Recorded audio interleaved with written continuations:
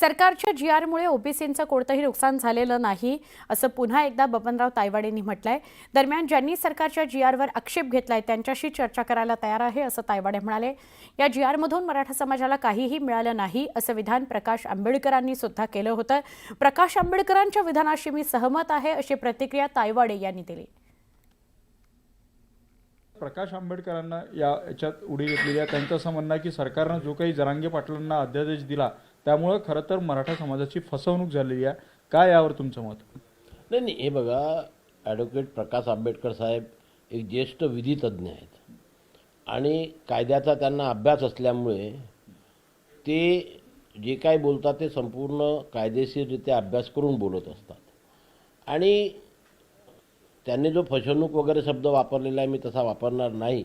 पण मी जे 2 दिवसापासून बोलतो ते आमच्या ओबीसीच्या आरक्षणाला धक्का लागला नाही आणि सरसकट कुणब्यांची प्रमाणपत्र देण्याची कुठलीही तरतूद त्या जीआरमध्ये नाही।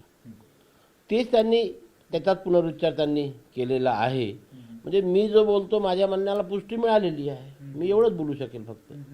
सर, तुम्ही जे म्हणता ते मान्य केलं, मुख्यमंत्री देखील त्याच्यावर ठाम आहे की ओबीसींचं कुठलंही नुकसान जे आहे ते झालं नाही आहे। मात्र आता जरांगे पाटलांचं म्हणणं असं आहे की जर आम्हाला सरकारनं याच्यात फसवलं असेल तर याचे परिणाम सरकारला भोगावे लागतील। नाही, तो त्यांचा प्रश्न आहे।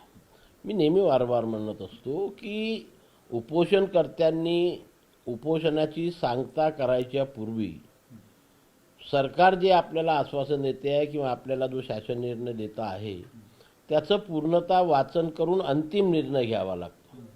त्यांनी त्याप्रकारे सर्व वाचन करूनच आपलं उपोषण त्या दिवशी मागे घेतलं, गुलाल उधळला आणि आता सर्व वकिलांची टीम त्यांच्यासोबत होती आणि आता सर्व झाल्यावर जर तुम्ही म्हणत असाल की याच्या आमच्याशी धोकाधडी झाली, सरकार सहमत होणार नाही, कोणीच सहमत होणार नाही काय। त्याच्यामुळे आता जे काही बोलतात आहे त्यांना आधी सिद्ध करावं लागेल की त्यांचं म्हणणं काय आणि सरकारने कुठे कसं फसवलं। सर, वेळ दिल्याबद्दल खूप खूप धन्यवाद। व्हिडिओ जर्नलिस्ट प्रशांत मोहिते, उदय तिमांडे, न्यूज 18 लोकमत, नागपूर। बारामतीमध्ये होणाऱ्या ओबीसी एल्गार मोर्चाला पोलिसांनी परवानगी नाकारलेली आहे। ओबीसी नेते लक्ष्मण हाके यांची उपस्थिती होती। आत्ताच काही वेळात ओबीसी मोर्चाला सुरुवात होणार होती, पण बातमी अशी आली आहे की या मोर्चाला परवानगी नाकारलेली आहे। बारामतीत प्रशासकीय भवनावर हा एल्गार मोर्चा धडकणार होता।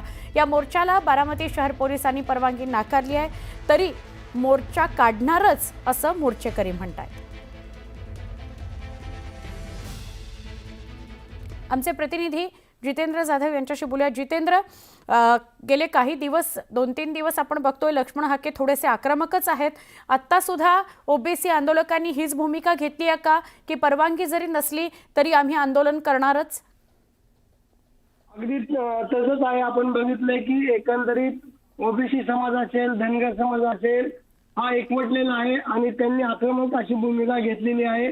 पुण्याहून सकाळी लक्ष्मण हाके निघालेले आहेत आणि त्यांची निरा या गावामध्ये पायी पदयात्रा निघाल्यानंतर हलगीच्या स्वरामध्ये ग्रामस्थांनी त्यांचे स्वागत केलेलं आहे आणि निरेमधून लक्ष्मण हाके हे बारामतीला येणार आहेत।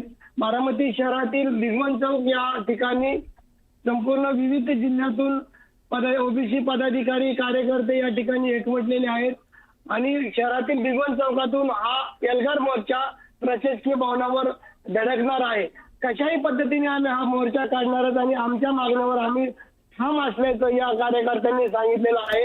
आता लक्ष्मण हाके किती वेळात या ठिकाणी पोहोचतात आणि लक्ष्मण हाके या मोर्चात सहभागी होणार का त्या प्रशासकीय भवनासमोर दाखल होणार हा खरा प्रश्न आहे। परंतु सकाळी 10:30 वाजल्यापासून या ठिकाणी कार्यकर्ते जमा होऊ लागलेले आहेत, परंतु अद्याप देखील त्यांचा मोर्चा प्रशासकीय भवनाकडे निघालेला नाही। बरोबर। धन्यवाद जितेंद्र, माहिती दिल्याबद्दल। ही दृश्य जी आपण बघतो आहोत ती पुरंदर तालुक्यातील नीरा इथली दृश्य आहेत। लक्ष्मण हाकेंचं नीरा इथं जोरदार स्वागत करण्यात आलं, जंगी स्वागत त्यांचं झालेलं आहे आणि हाकेंची नीरा शहरातून हलगीच्या तालावर मिरवणूक सुद्धा काढण्यात आलेली आहे। त्यांना खांद्यावर घेतलं गेलं आणि त्यांची मिरवणूक काढण्यात आली। नीरा आणि परिसरातील लोक सगळे या मिरवणुकीमध्ये सहभागी होणार आहेत असं कळतंय। यानंतर हाके आंदोलनासाठी आंदोलनस्थळी मार्गस्थ झाले।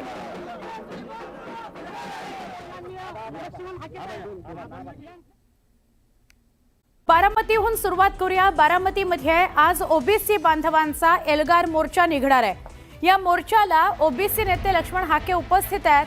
हा मोर्चा बारामतीतील शारदा प्रांगण इथून निघेल आणि भिगवण चौक, अहिल्यादेवी चौक आणि त्यानंतर डॉक्टर बाबासाहेब आंबेडकर यांच्या पुतळ्याला अभिवादन करून प्रांत कार्यालयावर हा मोर्चा धडकणार आहे.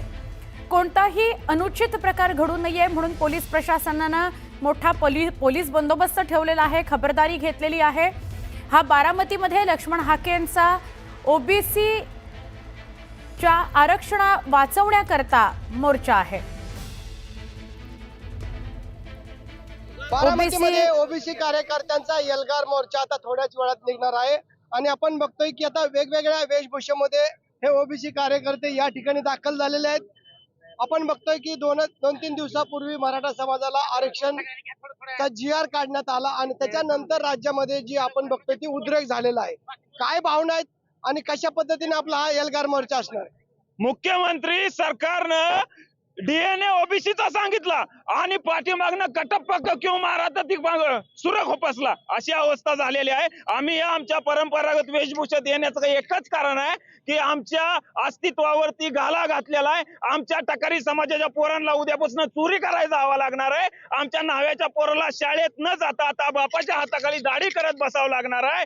आमच्या जोशी समाजाला आता पुन्हा पाठ उठून भीक मागायला लागणार आहे, ही जुळी घेऊन जावं लागणार आहे. या सगळ्या आमच्या अस्तित्वावर घालाय. आणि खरे ओबीसी कोण आहेत तर हे आहेत खरे ओबीसी आणि यांच्यावरती हा अन्याय आहे. आणि हा अन्याय जर महाराष्ट्र उघड्या डोळ्यांनी बघणार असेल तर 350-400 जातींना आता रस्त्यावर यावं लागणार आहे. करो या मरोची लढाई आहे, नाही तर उद्यापासून टकाऱ्यांनी चोऱ्या करायला जायचं, नाव्यानी दाढे करायला जायचं, वडरांनी दगड फोडायला जायचं. हा पारंपरिक व्यवसाय आम्हाला मुख्यमंत्री म्हणालेत की आम्ही कुणालाही कुठल्या ह्याला धक्का लागून देणार नाही. आता त्या मुख्यमंत्र्याला बाबा लय हुशार आहे, टमाटो आणि गाल आहे. तर एवढा माझी विनंती आहे, कळकळीत त्यांचं कशाला पंकजा मुंडे त्यांच्याच पक्षाच्या मंत्री आहेत, त्यांनी देखील सांगितलं नक्की धक्का कसा लागला नाही बाबा ती एकदा टीव्हीच्या समोर येऊन सांग, नाही तर बारामतीला येऊन सांग, आमची काय तक्रार नाही. कवड्याची माळ आपण गळ्यात घातलेली, हासूड हातात घेतलाय.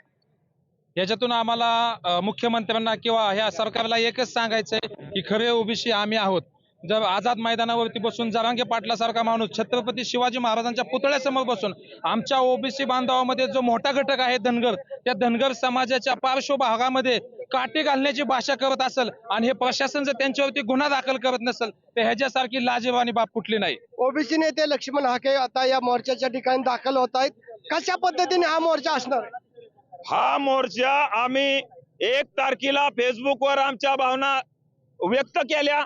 इथल्या प्रशासनानं ते कोण हरामखोर लोक आहेत त्यांच्यावर गुन्हे दाखल करायला पाहिजे होते. 2 तारखेला आम्ही प्रांत साहेबाला रितसर निवेदन दिलं आणि त्या लोकांची नावं, त्यांच्या कमेंट्स, त्यांचे व्हिडिओ दिले आणि गुन्हा दाखल करा म्हणलं. त्यांनी अजिबात हालचाल केली नाही आणि म्हणून तो गुन्हा दाखल करण्यासाठी आज आम्ही इथे एकत्र आलेलो आहोत. इथून मोर्चाने प्रांत कचेरीत जाणार आणि जोपर्यंत गुन्हा दाखल होणार नाही एकही ओबीसी बांधव घरी जाणार नाही. तर अशा पद्धतीने आपण बघतोय की यात ओबीसी कार्यकर्ते आक्रमक झालेले आहेत आणि थोड्याच वेळात हा मोर्चा बारामतीच्या प्रशासकीय भवनावर धडकणार आहे. जितेंद्र जाधव, न्यूज 18 लोकमत, बारामती.